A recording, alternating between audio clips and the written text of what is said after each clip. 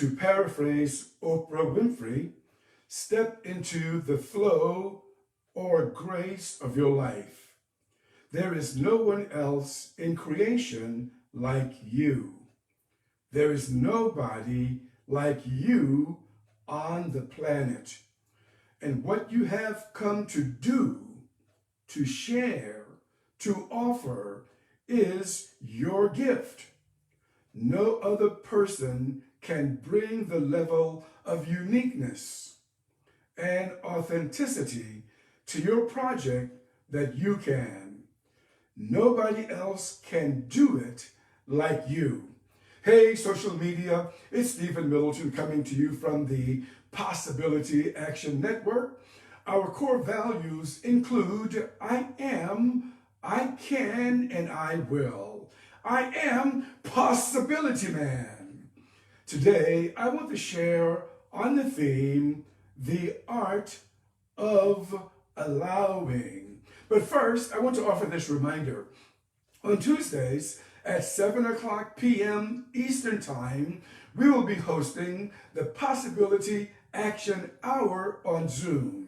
To get our Zoom meeting ID, send an email message to IamPossibilityMan@gmail.com. Now, it's important you can spread the news about the Possibility Action Hour to anyone you care to, but do not pass out my private Zoom login information because, of course, there are hackers out there, and we have to allow people to request my login so that I'll have their name and their email address, and I will send them my login. So that's 7 o'clock p.m. Eastern Time on Tuesdays until I announce that it's no longer available. Okay, so we want to share on the topic then, the art of allowing. Now I want to offer this definition of what I mean by allow, to allow. I'm referring that you give yourself or someone else permission or an opportunity to grow, to learn, and to become. The reason why I thought about allowing, I've been looking at the Possibility Action Network and where we have come from over the last several weeks and where we hope to go as we go forward. And if you were to go back and look at some of our early lives on Facebook or YouTube, you'll discover that we have come a mighty long way, even though we have a long way to go. So, and I'm sure that the same applies to you in your life, in your business, in school, if you're a student, if you're a resident in a medical facility, if you're a lawyer, studying for the bar examination, you have to give yourself time to grow and to become. So this is what we want to share on today. Now, first of all, I want you to recognize that you have a gift. And that is what Oprah Winfrey was saying in the statement that I paraphrased a moment ago. There are almost 8 billion people on planet Earth. And each of us, each 8 billion of us, has been given something that's unique to us. But it's important to give ourselves time to grow, to learn, and become. We have to wait until we develop the capacity to do the thing that we were given to do. Let me share with you a couple of examples from history of individuals who, if they had quit when they had a moment of doubt or when someone else had a moment of doubt, we would never be experiencing their gifts today. For example, Thomas Edison. You may know the story that Thomas Edison overheard one of his teachers talking about an official, an inspector, he's referred to as, in the school about one of his pupils, of course, Thomas Edison. And the teacher told that inspector that Thomas Edison should not be in the school because from his standpoint, Edison had an adult mind. I looked at the word adult just to be sure that I knew what he was talking about. And addle refers to confused. So what the teacher was saying, that young Thomas had a confused mind, that he was not a good learner, that he did not have capacity to do the kinds of things this teacher wanted to do in school. And fortunately for Edison, his mother had been a teacher. And when he told his mother about this, his mother was infuriated, as any parent would be if a teacher gave that kind of report about a child, that this child didn't have capacity to learn. So Edison then was homeschooled. And of course we know the rest of the story. Edison discovered the light bulb. And thanks to him, the whole world is illuminated due to his inventions.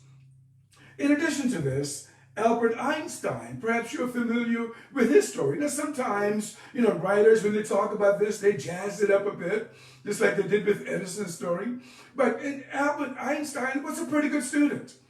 But he, for whatever reason, did not like the school that he was in and the teachers that he had. So when he was about 15 years of age, Einstein dropped out of school. He didn't want to have anything else to do with it. Later, he returned to school, took an entrance examination for a technical institution, and he flunked the test. Suppose that Einstein had stopped there. But of course he did not. He went back to school and he did succeed. And of course we know today, we understand the theory of relativity because of Albert Einstein. You also may be familiar, if you're a sports person, with the story of Michael Jordan, the basketball player. When he was in high school, he was about 15 years of age. He was a sophomore in high school. He wanted to join the varsity team.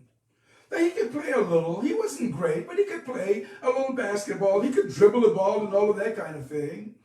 But he was only 5'10". His coach, when he looked at his basketball team, he wanted someone taller. He wanted someone who could play maybe the center position. And there was another guy who was 6'7". And the coach picked him. Even though this guy was not a good dribbler or anything like that, but he could stand under the rim, he could swat balls away, the coach thought that he would be a better addition to the team. So Michael Jordan did not get his shot when he was 15 years old to play on the basketball team at his high school. So here we have it. Then the question becomes, what about you and what about me? Of course, I got a bunch of stories from my life, but you have a bunch of stories from your life as well. And I would love for you to drop some comments into your Facebook and tell us about your experiences early on in your career, or you were told that you could not do certain things that you later became very skilled at. I know, as we've been working with the Possibility Action Network, we are growing through this process. One of the things that we had to figure out was how to do a Facebook Live on my iPad. Now, I have been doing it on my computer, but my office is a bit small. I have furniture in it, and which is difficult getting the right fit. I decided then to get an iPad so that I could broadcast with this iPad in a larger room in my home, what I'm calling my studio. In addition to this, I wanted a background. So at first, I ordered some material from Amazon.com, and the material, it was a canvas. It had creases on it. I tried to iron it out. The crease would melt. Oh my gosh, it just wouldn't work. And then I decided on a backdrop. And the question became, what type of backdrop would I use? I mean, all of these kinds of things we had to work through.